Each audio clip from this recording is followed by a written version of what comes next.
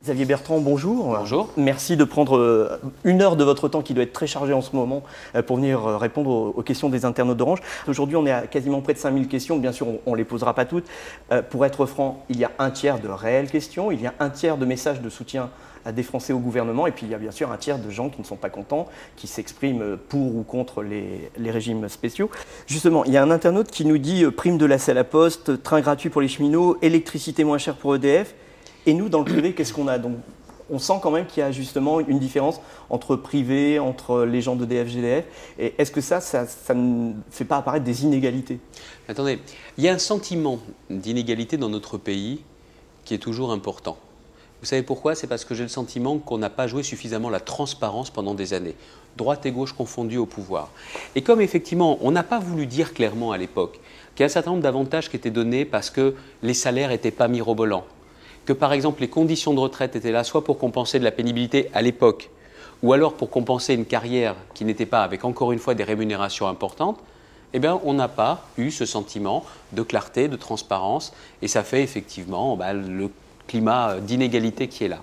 Moi je pense qu'aujourd'hui quand on veut mener une réforme, quelle qu'elle soit, il faut qu'elle réponde à l'impératif de justice sociale.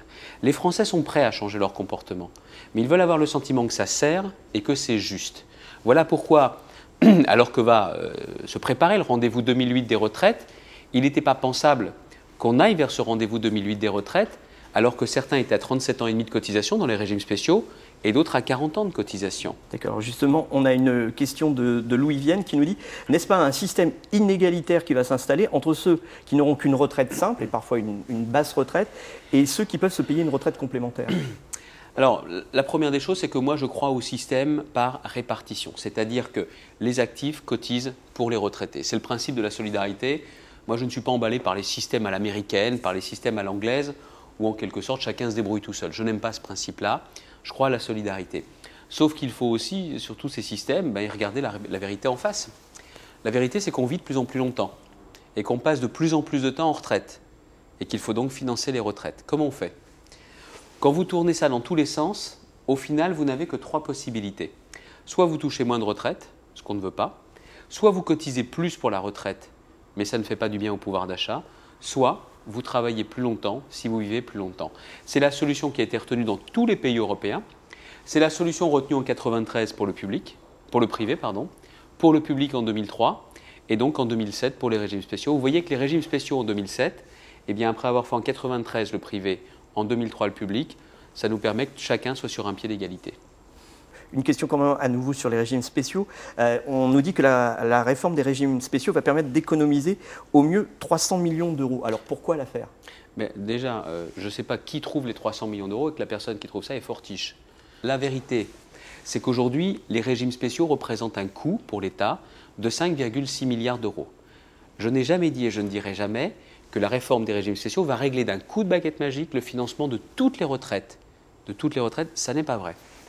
Maintenant, ce qu'il faut dire aussi, c'est que la réforme des régimes spéciaux ne va pas effacer d'un coup de crayon non plus la charge de l'État. Pourquoi? Parce que l'État finance aussi les retraites, des retraités des régimes spéciaux.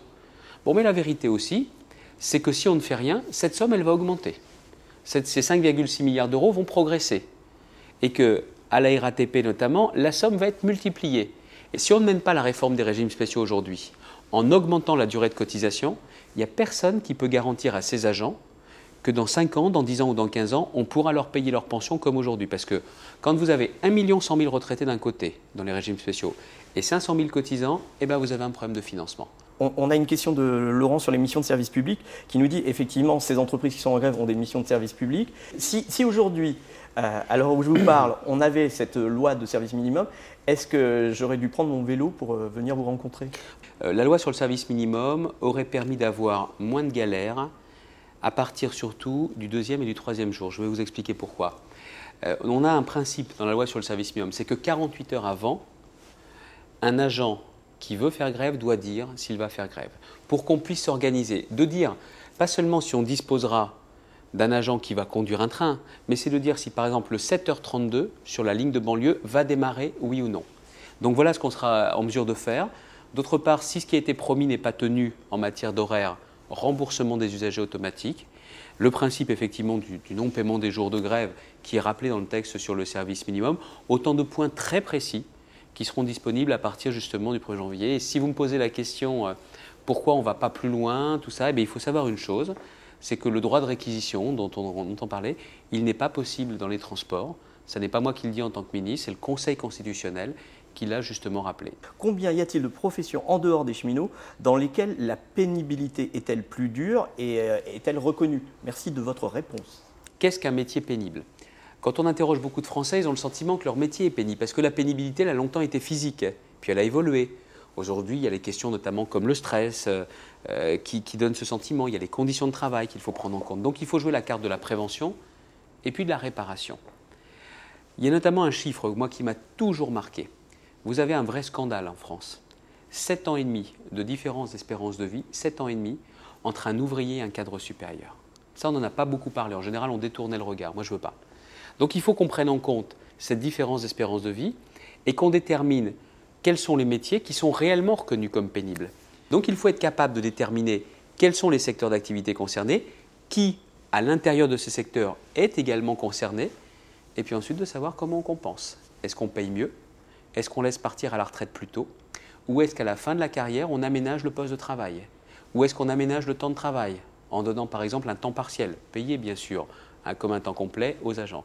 Voilà quelques-unes des pistes que j'ai vraiment en tête, mais dans ce rendez-vous 2008 des retraites, je vais mettre ce sujet au cœur du rendez-vous et on va aussi en parler pour les régimes spéciaux, bien évidemment. Justement, là, on a vu pas mal de reportages sur les retraites et on a vu bon nombre de personnes âgées maintenant, les Restos du Cœur vont bientôt ouvrir, dire que leur retraite n'a pas évolué par rapport au coût de la vie, que ça n'est plus suffisant et ce mouvement de grogne qu'on voit chez les cheminots est en train aussi d'arriver chez les retraités qui ont de plus en plus de mal à vivre, quoi. Une fois avoir payé son loyer, son EDF, c'est très difficile de pouvoir se nourrir. Je sais qu'il y a des retraités qui s'inquiètent pour leur retraite. Pourquoi?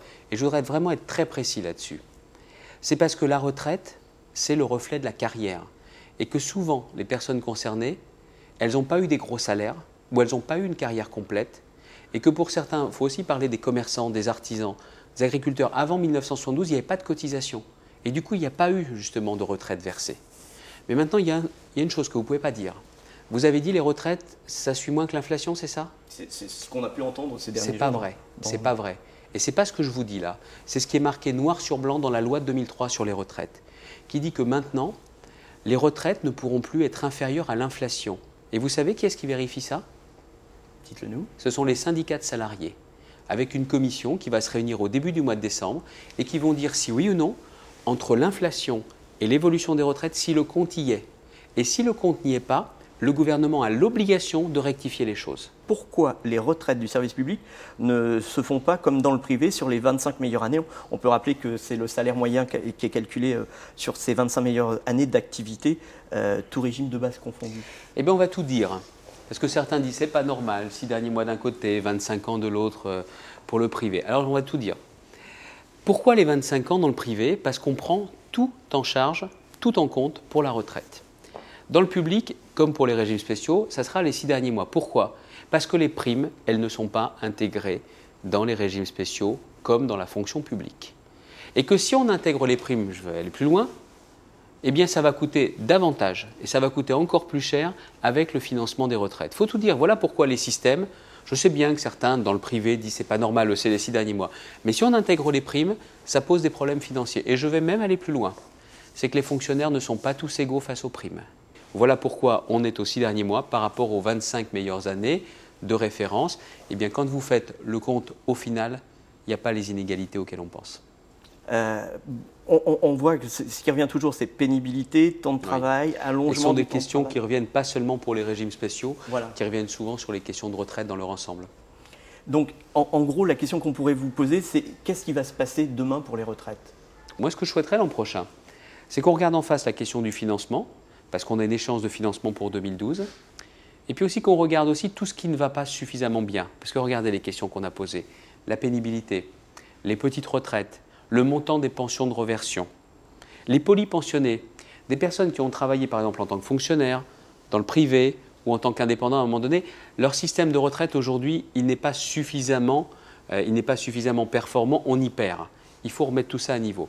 Eh bien, ce que je voudrais, c'est qu'on mette aussi à niveau toutes les injustices qui existent et de dire voilà effectivement ce que cela nous coûte pour mettre un terme à ces injustices, qu'est-ce que l'on fait? Et que l'on ait un vrai débat, sans idéologie, un débat justement à froid et que chacun soit aussi d'une certaine façon face à ses responsabilités.